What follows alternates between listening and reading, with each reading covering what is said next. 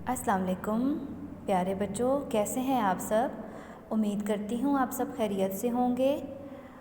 اردو کی کتاب صفحہ 6 کھولیں تمام بچے۔ ہمارا آج کا دوسرا سبق ہے جس کا عنوان ہے اچھے بچے اسکول کیسے جائیں۔ اچھے بچے اسکول کیسے جائیں۔ اس سبق کی پڑھائی کے لیے سب سے پہلے صفحے پر آج کی تاریخ لکھیں۔ 26 جنوری، دن ہے منگل۔ تمام بچے میرے ساتھ ساتھ اس کی پڑھائی کریں گے۔ ایک دن استانی صاحبہ جماعت میں آئیں اور کتابیں نکالنے کے لیے کہا تو کچھ بچوں کے پاس کتابیں نہیں تھیں۔ انہوں نے وجہ پوچھی تو ایک بچی نے کہا، میں کام کر کے کتاب میز پر بھول گئی تھی۔ دوسری نے کہا، میرا بستہ ملازمہ تیار کرتی ہے۔ بستہ کیا ہوتا ہے؟ بیگ۔ ملازمہ جو آپ کے گھر میں کام کرنے والی ہوتی ہیں۔ سب کی باتیں سن کر استانی صاحبہ نے کہا، آج میں اسکول آنے کے آداب کے بارے میں بتاؤں گی۔ آداب کیا ہوتے ہیں؟ اصول، طریقے، ٹھیک ہے، یا رولز، جن کو رولز بھی کہتے ہیں انگلش میں۔ اصول، طریقے، آداب ہوتے ہیں، ٹھیک ہے۔ صفحہ 7 پر آئیں۔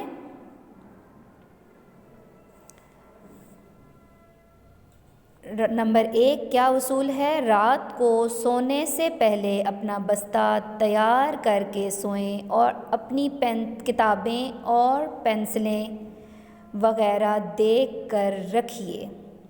نمبر 2 کپڑے جوتے بھی رات کو تیار کر کے رکھیں تاکہ صبح پریشانی نہ ہو۔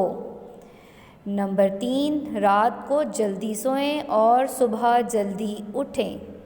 نمبر 4 سب کو سلام کر کے اسکول آئیں۔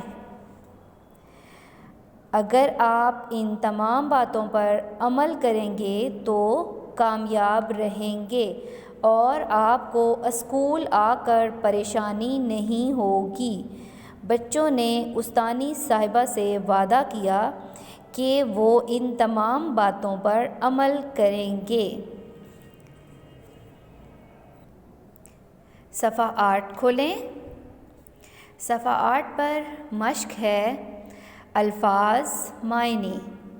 کامیاب، مراد پانے والا، پریشانی، فکر۔ سوالات کے جوابات لکھیے۔ سوال نمبر 1 استانی صاحبہ نے بچوں کو کس کے آداب سکھائے؟ اس کا جواب ہے استانی صاحبہ نے بچوں کو اسکول آنے کے آداب سکھائے۔ سوال نمبر 2 رات کو کس وقت سونا چاہیے؟ رات کو جلدی سونا چاہیے۔ مذکر کے مؤنث لکھیے۔ مذکر کے مؤنث لکھیے۔ بچہ، بچی، استاد، استانی۔ واحد کے جمع لکھیے۔ واحد کیا ہوتی ہے؟ ایک چیز، ٹھیک ہے، اور جمع ایک سے زیادہ جو ہوتی ہیں۔ بستہ ایک ہے، اس کی جمع کیا ہوگی؟ بستے۔ کپڑا، کپڑے۔ جوتا، جوتے۔ بچہ، بچے۔ صفحہ 9 پر آئیں۔ ہے، ہوں یا ہیں لگا کر جملے مکمل کریں۔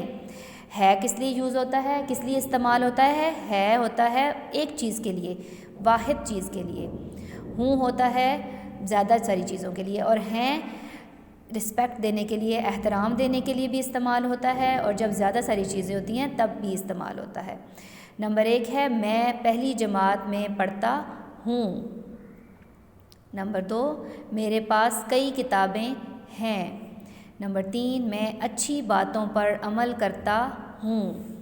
نمبر 4 میری استانی مجھے اچھی لگتی ہے۔ یہاں پر احترام دینے کے لیے آئے گا لفظ ہیں۔